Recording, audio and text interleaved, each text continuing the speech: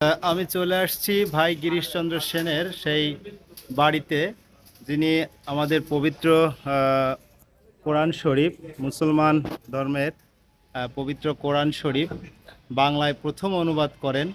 অনুবাদ করে উনি এখনও আমাদের কাছে স্মরণীয় হয়ে আছেন, বরণীয় হয়ে আছেন। আমি সেই ভাই গিরিশচন্দ্র সেনের বাড়িতে চলে আসছি।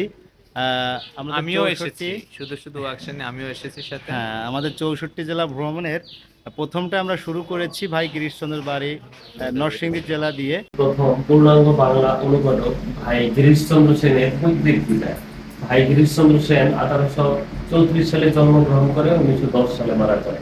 ভাই গিরিশচন্দ্র সেন ছিলেন ব্রাহ্ম সমাজের সদস্য, আর ব্রাহ্ম সমাজের কারণে উনি কোরআনের অনুবাদটা করেন। আমাদের উপরে একটা সাইড বেডরুম আছে, ওখানে যে আপনাদেরকে ব্রাহ্ম সমাজ সম্পর্কে বলবো।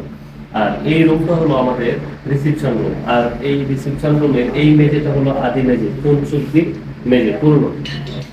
আর এই পাশেটা নতুন সংস্কার করা হয়েছে। এই বিল্ডিংটা ওই আদলেই নতুন করে করা হয়েছে। আর ভিতরে যে জিনিসপত্র সব 19 শতকের, যেরকম তামা, কাঁসার, থালাবাটি, এগুলি 19 শতকের, এবং আসবাবপত্র 19 শতকের। 19 শতকের জিনিসপত্র দিয়ে এই জাদুঘরটা তৈরি করা হয়েছে, কিন্তু ওনার ব্যবহৃত না। ওই সমসাময়িক জিনিসপত্র দিয়ে জাদুঘরটা তৈরি করা হয়েছে। আসলে তামা, কাঁসার।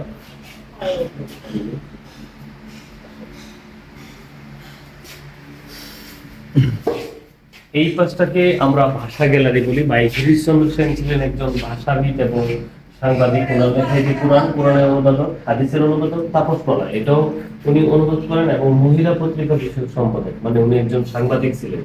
আর যেহেতু ভাষা গ্যালারি করা হয়েছে, এই জন্য ভাষার যে প্রথম উৎপত্তি ব্রাহ্মী লিপি এবং চর্যাপদ দিয়ে শুরু করা হয়েছে, ভাষা আন্দোলন দিয়ে শেষ করা হয়েছে। ওনার বাড়িতে কাজ করা অবস্থায় এই জিনিসগুলি পাওয়া যায়, যখন সংস্কার করে তখন। এখানে আছে সরবনের উৎপত্তি ও বিকাশ, যেরকম আজকে আমরা শরীর লিখি এরকম ভাবে, কিন্তু খ্রিস্টপূর্ব 300 বছর আগে শরীর ছিল উল্টা কের মতো। এটা ব্রাহ্মী লিপি ছিল, যেটা মহাস্থান করে পাওয়া যায়। পরে পরিবর্তন হইতে হইতে এই পর্যায়ে আসছে যা আমরা বর্তমানে লিখি। এই যে এই পাশে আছে ব্যঞ্জন বর্ণের উৎপত্তি ও বিকাশ, যেরকম ক ছিল যে যুগের মতো, পরে পরিবর্তন হইতে হইতে এই পর্যায়ে আসছে। ভাষা আন্দোলন সম্পর্কে লেখালেখি, ভাষা আন্দোলনের ছবি, প্রথম মোহাম্মদ জিন্নার ভাষণ, প্রথম ব্যারিকেড, দ্বিতীয় ব্যারিকেড, এগুলি 21শে ফেব্রুয়ারির আগে, 21শে ফেব্রুয়ারি দিন আবুল বরকতের ছবি। ইডেন কলেজের প্রথম শহীদ মিনার, যেটা মেয়েরা বানায় 1953 সালে। 56তে যে ভাষা নিখুঁত, এগুলি ভাষা সৈনিক, নরসিংদীর ভাষা সৈনিক, যারা নরসিংদীতে ভাষা আন্দোলনে অংশগ্রহণ করছিলেন। এই বইটাতে আছে পুরা ভাষার ইতিহাস আছে 1947 থেকে 56 সাল পর্যন্ত। প্রত্যেক ছবির সাইডে লেখা আছে। পাঠ্য বইয়ে তো আর সব নাই, এই মিউজিয়ামে সময় নিয়ে আসলে পড়া যায়। সময় নিয়ে আসতে হবে, মোদ্দা কথা সময় নিয়ে আসতে হবে। এই যে আদি বিষয়, এটা হলো আদি দেয়াল, মানে পুরনো দেয়াল, একবার নিচ থেকে উপর পর্যন্ত আগের পর্যায়ে রাখা হয়েছে দেয়ালটা। এই পাশ থেকে সংস্কার করা হয়েছে দুইটা। এই যে দেয়ালের মাঝখানে ফাঁকা জায়গা, কালি প্রদীপ টাইপের কিছু রাখতে, যার কারণে হারিকেন রাখা হয়েছে। জি, এইগুলি হলো ভাই গিরিশচন্দ্র সেনের বাড়ির ইট। এগুলি চীনামাটি, থালাবাটি 19 শতকের, ওই সমসাময়িকের বাড়ি। এই জায়গাটা, এটা একটা জমিদার বাড়ি। জমিদার বাড়িতে যেরকম জিনিসপত্র ব্যবহার করতো, ওই সমসাময়িক জিনিসপত্র দিয়ে মিউজিয়ামটা করা হচ্ছে।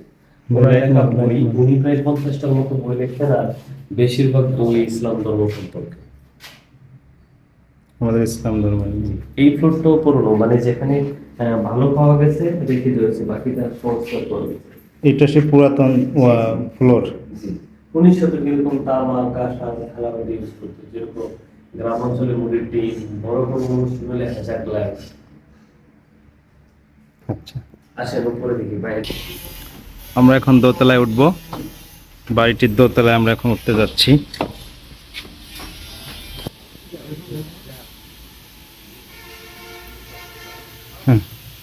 এইটা হলো একটা বেডরুম। আগেকার জমিদার বাড়িতে বেডরুম উপরে থাকতো আলো বাতাসের জন্য, যার কারণে উপরে এই বেডটা করা হয়েছে, এবং বেডের পাশে যা থাকতো ওই সমসাময়িক জিনিসপত্র।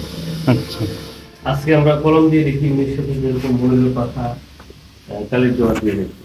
আচ্ছা। আর ভাই গিরিশচন্দ্র সেনের সমকালীন পত্র পত্রিকার কাটিং আছে এখানে, যেমন মহিলা পত্রিকা, সৌরভ পত্রিকা।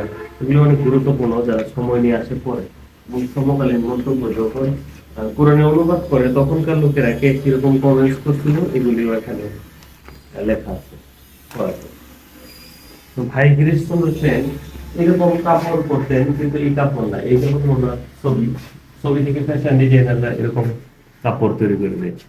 আজকে আমরা জুতা পরি, আগে এরকম কাঠের খড়ম পরতো, আগে এরকম রেডিও শুনতো, এরকম টাং ইউজ করতো, মানে 19 শতকে যেরকম জিনিসপত্র ব্যবহার করতো ওই সমসাময়িক জিনিসপত্র দিয়ে মিউজিয়ামটা করা হয়েছে। আচ্ছা,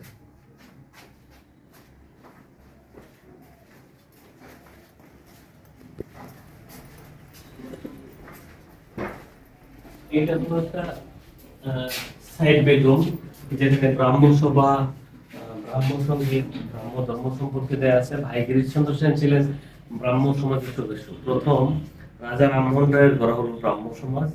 আর রাজা রামমোহন রায় সর্বপ্রথম লেখালেখি করে সতীদাহ প্রথম তরুণের জন্য একেশ্বরবাদী একটা আন্দোলন গড়ে তোলে।